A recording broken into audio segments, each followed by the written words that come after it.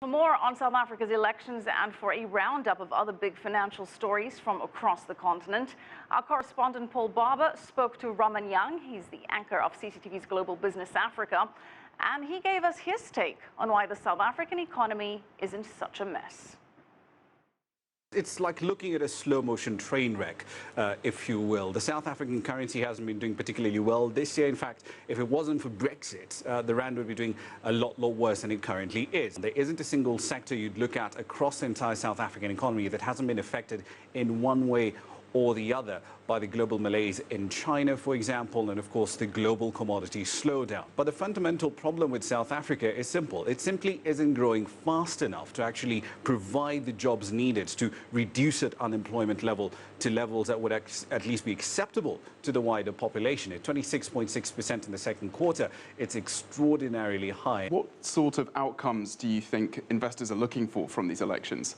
Some would argue that perhaps this is the time for the DA, the Democratic Alliance, led by Mmusi Maimane, to actually make inroads into South Africa. Perhaps if they do gain a stronghold in some of the major metropolitan areas, Pretoria and Johannesburg particularly, and provide hard evidence of their ability to govern to the South African public. Come 2019, when you have the next general elections in South Africa, perhaps the ANC might not actually have A, its majority in parliament, and B, there's a chance, however small, that it might actually have its power in the House and, of course, its current president, Jacob Zuma, removed from office altogether. Ramah, let's turn now to another country facing economic crisis, Nigeria. It's Africa's biggest economy and largest oil producer. So crude supplies have been severely disrupted by another wave of militant attacks, haven't they, on pipelines in the Niger Delta. Tell us about the government's latest plan to deal with those. 30,000 former militants are essentially now on government payroll. The way this program was designed, it took these 30,000 individuals upon a pledge of them essentially renouncing violence in the Delta.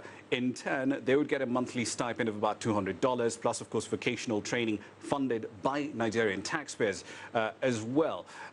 It did work, you could say, in 2009, 2008. At the time, we saw a drop-off in militant attacks in the Delta. But, of course, this is 2016, and we're back to the exact same problem. Do the militants have a point, though, that the wealth from the oil industry in Nigeria isn't being spread fairly enough, and is something being done to address that on the government's part? They feel that they've not been getting their fair share of oil revenues coming through from the resources, the natural resource they have in their land.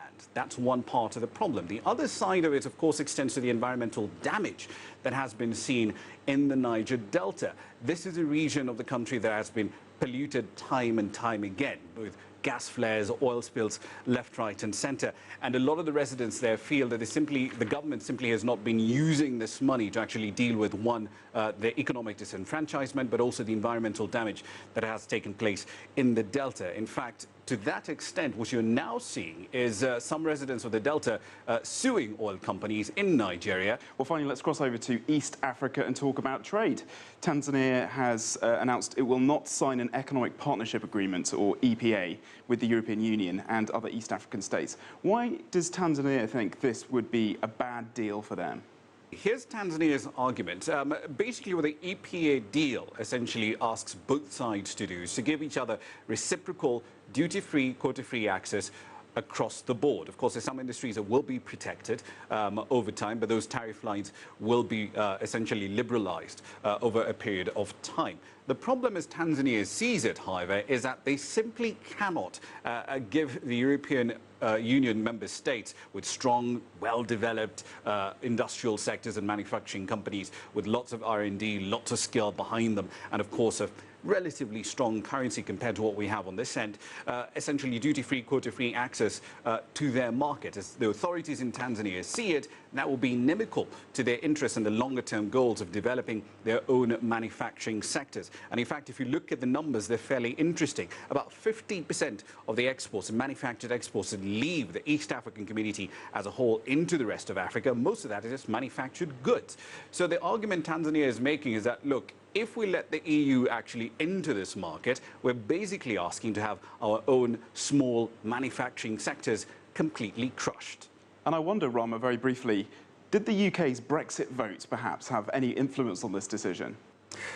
That's an interesting question. Officially, Tanzania says no, not necessarily. In fact, Tanzania's Foreign Affairs Permanent Secretary says the decision was based on, quote, national interests, end of quote, specifically to protect the country's nascent industries, as I mentioned a little earlier. But the Brexit in the larger scheme of things doesn't really have an effect on that EPA. If you like what you just saw, follow us on social media and visit our website, CCTV-America.com.